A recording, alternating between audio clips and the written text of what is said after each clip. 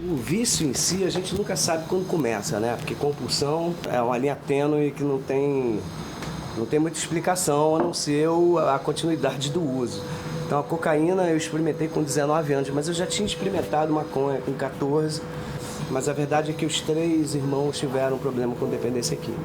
A década de 70, eu ia nos ensaios dos Mutantes, quando eu era pequeno, assim, e aquele mundo, aquele glamour do rock and roll, de uma certa maneira, todo mundo lá em casa fazendo pranchas na garagem da casa dos meus pais, toda aquela coisa dos anos 70, e isso me seduziu.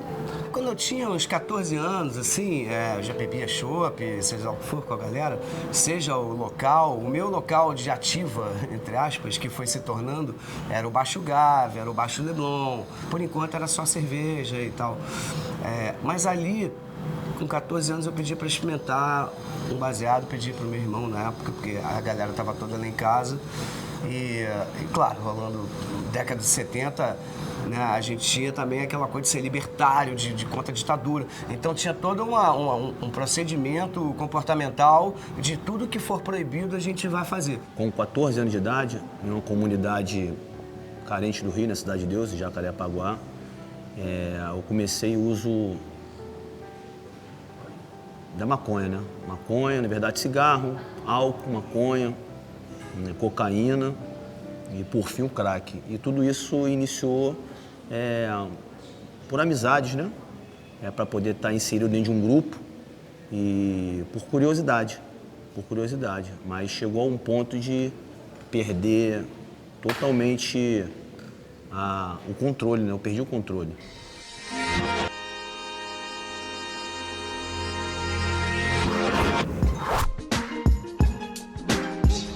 É muito comum os parentes mais próximos falarem que os amigos que estão frequentando a casa, os amigos com os quais aquela pessoa, aquele adolescente está saindo, eles são os responsáveis por aquela pessoa estar usando drogas. Eu não vou concordar. Os amigos estão ali para oferecerem aquilo que eles já sabem, já entendem como o barato. Eles não sabem de nada clínico do que eu estou falando aqui.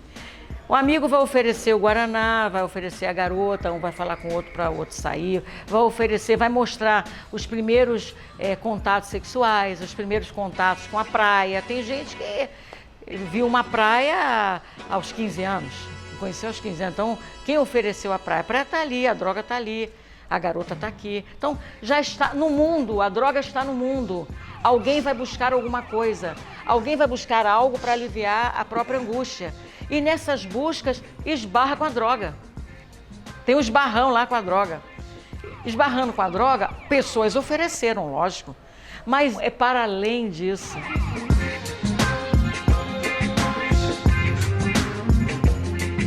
O tamanho da necessidade de aquele ser humano não conviver com a realidade.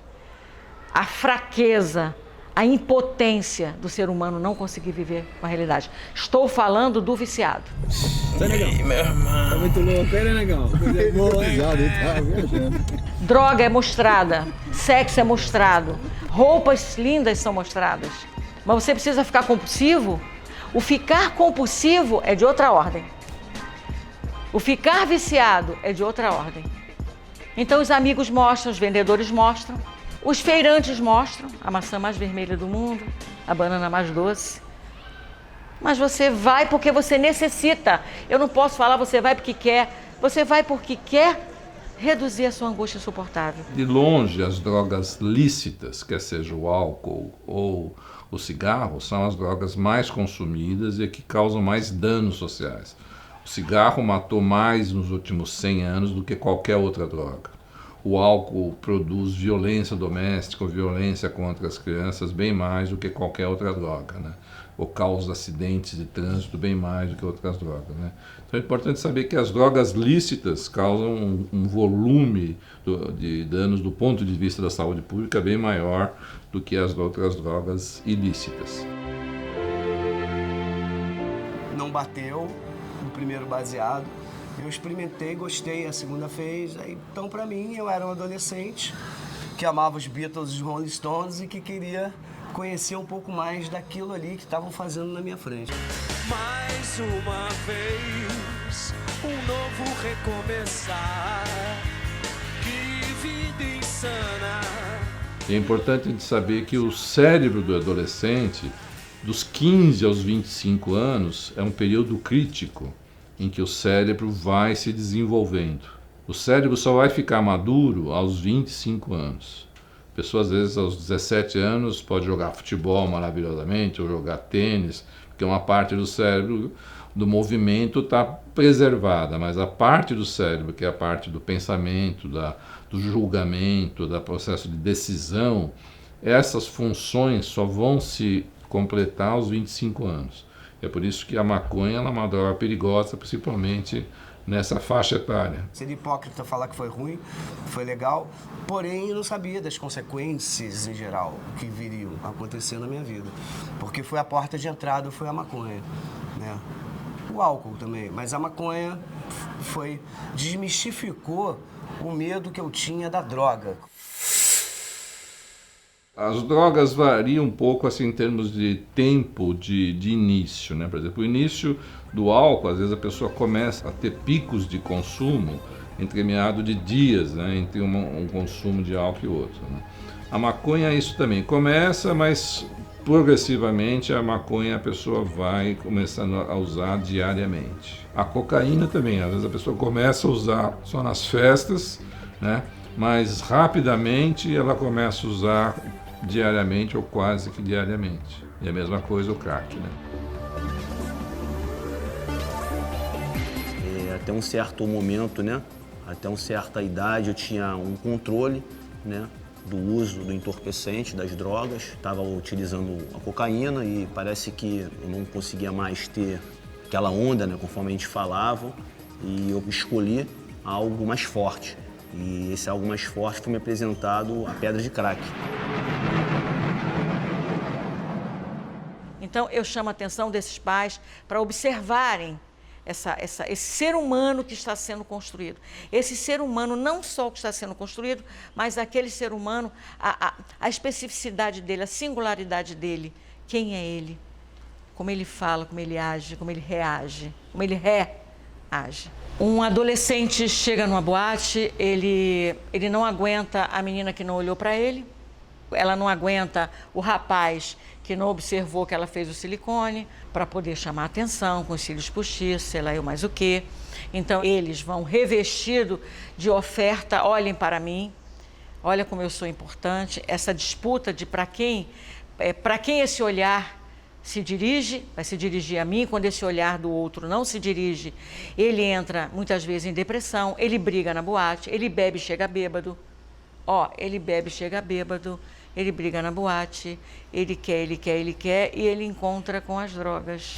Pro dia nascer feliz, essa é a vida que eu quis. Muitas das vezes, né, como eu tinha a mente muito fraca. Para que eu pudesse estar inserido num grupo, né, eu teria que estar fazendo, né, o que o grupo ele fazia, né? Mas a minha situação específica foi a curiosidade. Nunca imaginei assim que a droga me pegasse assim de uma certa maneira, que a minha cabeça se encaixasse tão bem com a droga, ou que a minha compulsão se encaixasse. Fumei alguns anos, depois bateu uma paranoia ou outra, experimentei uns ácidos nessa época também.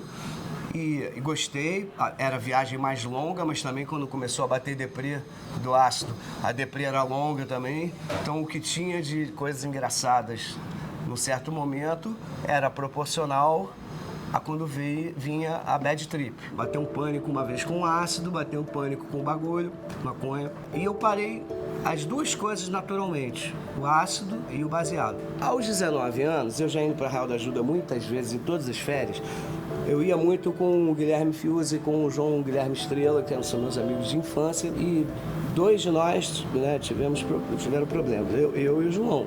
O João, vocês conhecem a história do filme Meu Nome Não é Johnny. Foi tudo muito rápido, assim, né, quando aconteceu. Mas nessa época a gente nem conhecia cocaína, por exemplo. 19 anos e estava atrás da igreja tocando violão, que era uma coisa corriqueira lá em Real. Estávamos lá tocando América, Crosby, Stills, Nash, coisas que a gente escutava na época, Caetano, seja lá o que for. E era essa a onda, era a música. Então a música, ela me pegou antes da droga. E eu podia ter parado e ficado na música e não ter ido para a cocaína. Mas o fato é que eu experimentei num dia de elevação de som, né, atrás da igreja de Arraial da Ajuda, que era o visual mais emblemático de Arraial. Bateu bem, eu fiquei tocando violão, olhando para a lua. O álcool e a cocaína casaram como se fosse um casamento perfeito, porque a minha cabeça estava precisando na hora. E ali eu falei assim, caramba, cara, que sensação.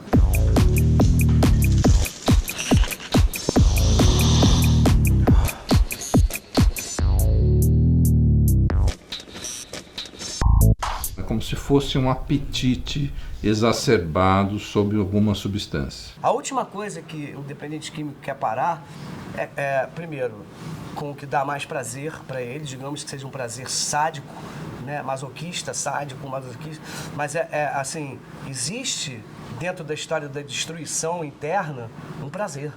A doença da dependência química ela é muito séria, porque é o prazer da merda.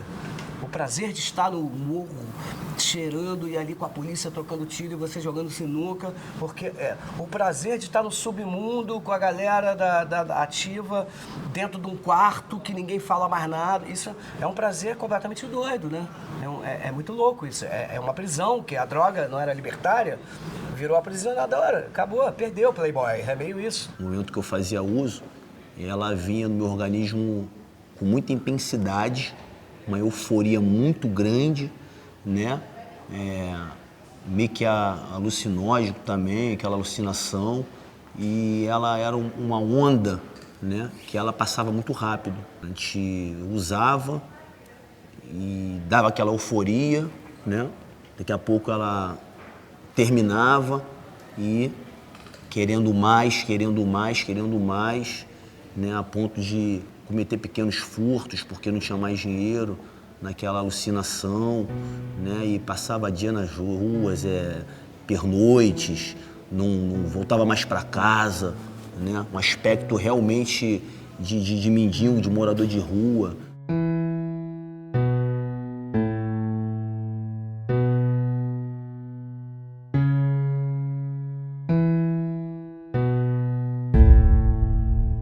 Mas o fato é que a dependência acaba causando um certo condicionamento, uma coisa meio automática.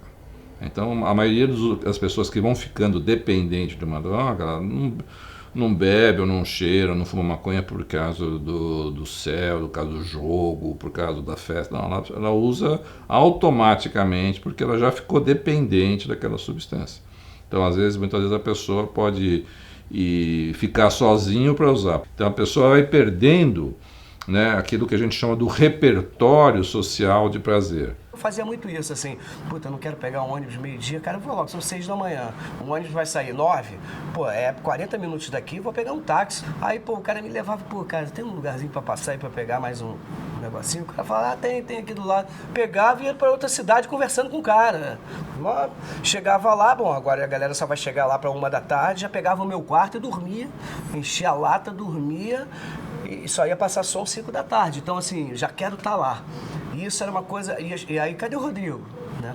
Então, eles começaram a ficar preocupados desde o avião, que eu poderia morrer a qualquer segundo. E as pessoas, elas perdem o gosto, né, da vida, elas perdem o respeito, elas perdem a vergonha. Comecei a furtar, cometer pequenos furtos dentro de casa, né, meus pais, minha esposa.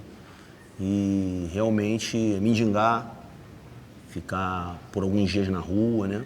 Sem estar tomando banho, escovar os dentes, essas coisas, né? E realmente até mesmo ser discriminado pela sociedade, pela aparência, pela postura, a forma que andava, né? As pessoas, elas observavam, tinham um ressentimento, medo, atravessavam a rua, né? E algo assim realmente muito triste. Em casa, eu tentava me comportar de uma maneira assim, já tinha um filho de 3 anos, mesmo que ficasse ali em casa, só na sala, ali, vendo uma televisão, sem som nenhum, obviamente, o barulho vai acordar, não, sem som. Televisão sem som, sem legenda, sem nada, só ali parados, quer dizer, completamente doente. Na Cracolândia você tem 30% das pessoas que estão na Cracolândia já fizeram o curso universitário. Não é só morador de rua que está na Cracolândia, tem de todos os tipos de pessoas lá. Mas quando você olha a Cracolândia, as pessoas estão num nível de sujeira absurda, né, convivendo, dormindo na rua, né, sem tomar banho, muitas vezes sem comer. Inicialmente as pessoas que começam a usar acham que vai começar a usar drogas para a vida ficar mais interessante. E quando na realidade a pessoa que vai ficando dependente química, ela vai ficando mais desinteressante, porque a vida dela vai se empobrecendo.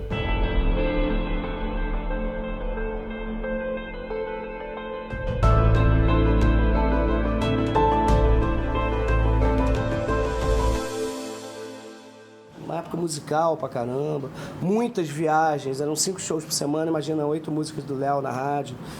Um filme Rock Estrela nos cinemas, entrou uma música de uma banda minha também no filme, uma banda chamada Front, eu era o cantor. Você não sabe como eu tô feliz. Você é tudo que eu sempre quis. Nervosa. Então existia uma expectativa da segunda geração do Uber-Rock, eu já estava inserido nisso, já tinha entrado Paralamas, Kid de Abelha, Barão, Lulu, Lobão, e eu estava inserido nesse contexto, já tocando com uma banda que consideravam que era a próxima banda a estourar da segunda geração do Rock Brasil. E essa banda toda foi tocar com o Léo Jaime.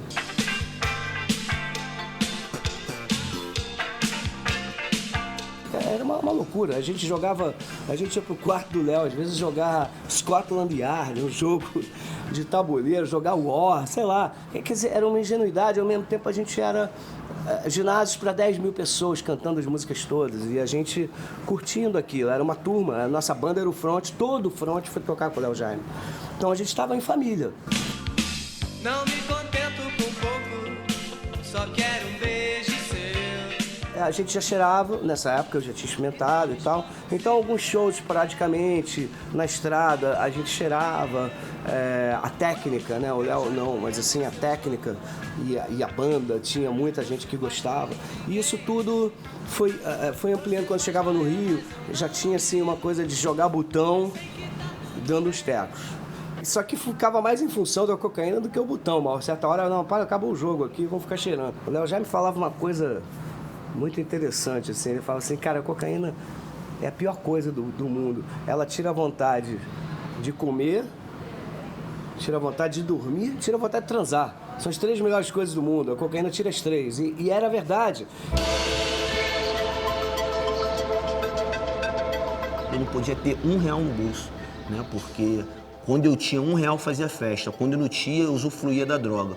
E quando eu tinha qualquer quantia, eu ia direto para a boca de fumo. Quando bate essa onda, essa euforia, eu particularmente ficava procurando coisas no chão que hoje eu entendo que eu como tinha acabado a droga, eu ficava procurando pedaços de droga no chão. Essa era a onda que batia em mim. Eu achava que tinha caído do meu bolso, tinha quebrado e se tornado em partículas, e eu ficava olhando pro chão como se fosse um frango, uma galinha, para poder achar aquilo que supostamente eu tinha perdido, e na verdade é uma onda, é uma alucinação. Então nessa hora eu sinto que eu comecei a desenvolver uma dependência ali. E começou a bater não só a coisa boa, como a coisa ruim. Começou assim, cara, o que eu tô fazendo?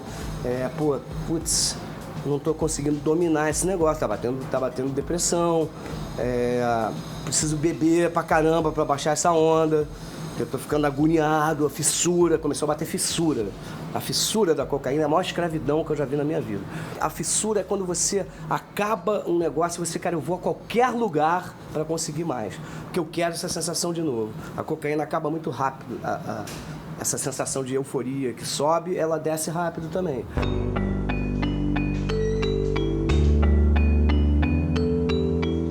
Uma coisa importante que todos nós temos que ter conhecimento é que a dependência química é uma doença. Muitos julgam que a pessoa tem maus hábitos, que não se cuida, mas na verdade ela se torna escrava da droga. A droga domina o cérebro porque atua numa região onde é mediada pela dopamina e isso faz com que ela tenha prazer e de início com a droga. Gradativamente, ela deixa de ter a possibilidade de escolher ou não fazer uso da droga, e o grande problema é que a maioria das drogas de início dá prazer, gradativamente vai trazendo um grau de dependência e junto disso depressão. E nisto a pessoa vai deprimindo, vai perdendo os prazeres na vida e aí começa a ter pensamentos, ideias de morte. Minha mulher tinha saído para o trabalho, eu estava em casa, deitei na cama. Isso aconteceu 3 vezes, na verdade. E as 3 vezes eu pensei a mesma coisa. Estava do lado do telefone e pensava assim, cara, olhando pro teto, assim, caraca, eu não aguento mais, eu não vou conseguir sair dessa... Eu não consigo parar. Eu não consigo sair dessa. É assim que as pessoas se matam. Porque a droga, ela entristece de uma maneira geral, tira a energia toda da pessoa, quando a pessoa está compulsiva, cheirando. Então, assim, o que eu posso fazer para ir embora desse mundo? Eu já tinha um filho pequeno e pensava assim, pô, não posso fazer isso, porque, pô... Mas ao mesmo tempo deitado assim, cara, eu tô trazendo sofrimento já para outras pessoas, de repente, eu não tenho direito de fazer isso, mas também não tenho direito de ir embora. Então eu ficava pensando assim, cara, eu acho que eu não consigo mais sair disso. É o desespero. É aí que o cara se enforca, o cara se mata, ele não pensa que para ter um segundo a mais de reflexão, calma, dá tempo. Por isso que o grupo é importante a clínica, é importante alguma ajuda, seja lá qual for. O que motiva a pessoa a buscar o tratamento, a maior parte das vezes, são problemas que a pessoa tem. Quer seja porque ela passou mal, teve uma overdose, ou quase morreu por causa de uma overdose, ou porque teve um acidente de carro e quase matou alguém, ou efetivamente matou alguém, ou foi preso por alguma coisa relacionada ao tráfico. Então, são esses fatores que vão acabar tendo um impacto maior na motivação do usuário ao buscar ajuda. Para a pessoa efetivamente se recuperar, ela entrar no modo recuperação, né, para sair da dependência química, primeiro ela tem que se convencer que ela não pode beber, porque o álcool facilita muito ela, mesmo que ela não seja alcoólatra, o álcool vai facilitar ela usar cocaína, por exemplo, né? Os ambientes onde ela vai consumir álcool vai estar cheio de acesso à maconha, à cocaína, então ela vai ter que fugir desses ambientes onde vai ser mais fácil ela voltar a usar. Ela vai ter que reconstruir a sua vida social, onde os amigos efetivamente não consumam droga, né? Ela vai ter que estar mais focada em como reconstruir a sua vida profissional, e isso é importante ela ficar sem droga.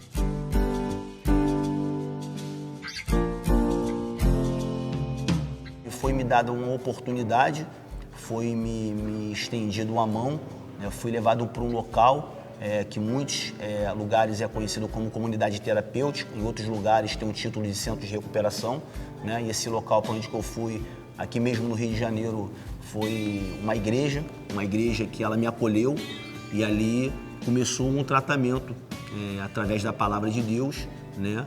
E que ali eu fui começando a seguir a doutrina de Cristo. Fiquei ali dentro daquele local que me acolheu por 1 ano e 4 meses, e o método que em mim teve êxito, sucesso e resultado foi através da palavra de Deus. Marcaram uma reunião, sem eu saber, e aí na segunda-feira fui eu lá pro estúdio do Frejá, tava o empresário do Barão, tava todo mundo, 6 pessoas. E aí veio esse papo, cara, ou você para ou tá fora da banda. Aí caiu uma bigorna assim na minha cabeça. Aí eu falei assim, cara, eu preciso de ajuda. Quem identifica que a pessoa não está bem são os amigos, né, os familiares, os irmãos. E às vezes tentam, a própria família, os amigos, dar um conselho, né, mostrar um caminho diferente, mostrar o quanto que aquele uso de substância está prejudicando a pessoa. O acolhimento do grupo foi muito bacana e muito importante, porque aceitar ajuda é o primeiro passo. O segundo passo é você se comprometer com o grupo, com a terapeuta e com você mesmo, porque cada um sabe onde calo aperta, meu amigo. Se um é a garrafa de vodka debaixo da cama, o outro é a carreira de cocaína. Um não é melhor do que o outro. Aqui tá todo mundo remando pro mesmo lado, cara, para tentar sair e viver uma vida de qualidade e parar de perder pra droga e construir, se reconstruir, parar de perder coisa, começar a reconquistar e tal. Então, a terapia também é interessante que serve como esse manto protetor. Isso tudo, os pais, a sociedade. E o terapeuta, ele com a palavra, com um olhar diferenciado, a fármaco com a ajuda, vai oferecer justamente essa possibilidade de um revestimento desse manto protetor que dá mais força para o ser humano sobreviver ao mal-estar comum.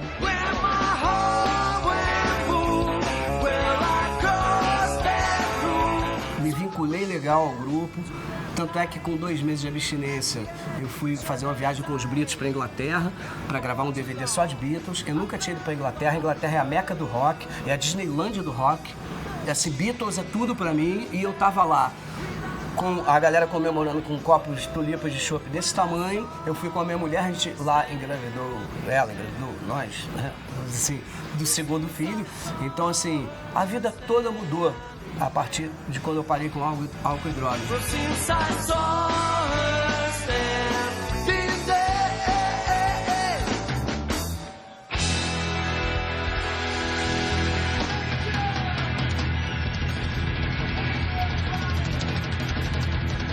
Com 9 meses eu fui indicado à coordenação da clínica e coordenei durante 3 anos a reunião que era só dependente. Isso, cara, me deu um prazer e eu comecei a escrever muita letra. Tem muita coisa na vida que não é a bebida, tem muita coisa para você construir.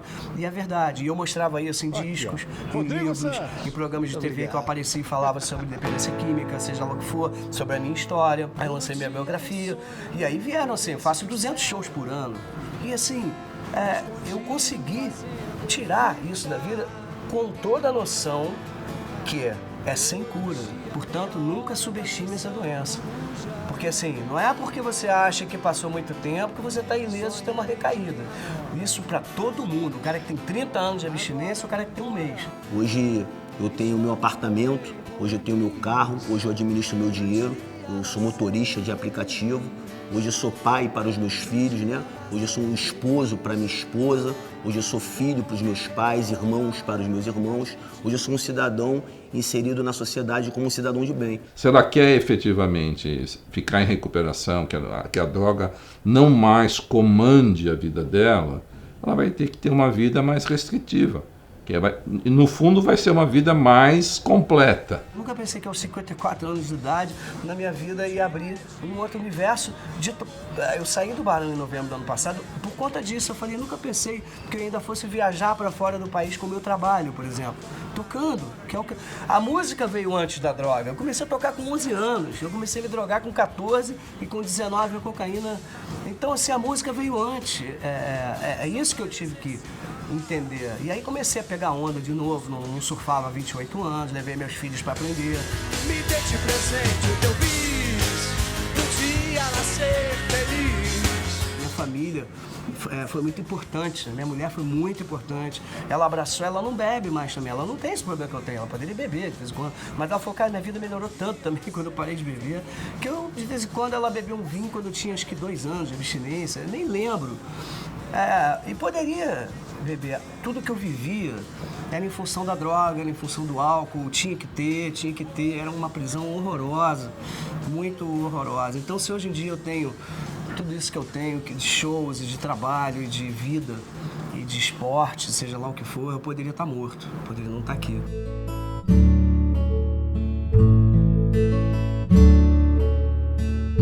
Simplesmente existe uma doença chamada dependência química. Ela não tem cura, o dependente químico sabe que está precisando de ajuda, só não sabe como. Então eu achei um lugar, cada um tem a sua maneira de procurar ajuda, e as palestras eu procuro fazer o máximo de lugares possíveis que eu conseguir chegar e puder passar assim, tem saída, tem que ralar muito, é melhor não entrar. porque às vezes é pague para entrar e reze para sair. Então, no meio disso, as pessoas morrem, as pessoas viram escravos da droga, viram mendigos, viram bandidos. Eu superei, e isso é legal. Não fiz mais que a minha obrigação, mas eu acho que as pessoas têm que ter a noção de que isso é uma doença sem cura. Porque enquanto você não acha que tem um problema e não pede ajuda, nem tanto lá, nem tanto cá. A vida é feita de um equilíbrio. Contem comigo, tem saída. Melhor não entrar, mas tem saída e aceite ajuda. 10 anos eu tô limpo, sem usar drogas. Hoje minha mãe chora, não mais de tristeza. Hoje minha mãe ela tem uma alegria, né? Eu trabalho, né, fazendo resgate, né, em comunidades, né, onde existe tráfico de drogas, traficantes fortemente armados. A realidade é que a igreja hoje faz um papel que o Estado não faz. Né? Nós vamos agora ingressar numa comunidade onde que o Estado ele tem que entrar com um carro blindado, né? E nós, como pequenos cristos ou cristãos, nós entramos, né, com livre acesso, não por sermos coniventes com o tráfico de droga, mas por termos a autoridade de Cristo, de estarmos indo ali crendo que a pessoa ela pode ser resgatada e ressocializada como fui eu um dia. Hoje eu faço trabalho nas ruas, recolhendo pessoas das ruas, que viveu a mesma coisa que eu vivi, tiro dos lixos, das cracolândias. A gente serve hoje sopa, a gente vai dar roupa, cobertores em madrugada fria. É uma forma de estratégia para poder se aproximar dessas pessoas, para poder mostrar para ele que existe um outro caminho, para eles que existe um outro caminho, assim como me foi mostrado.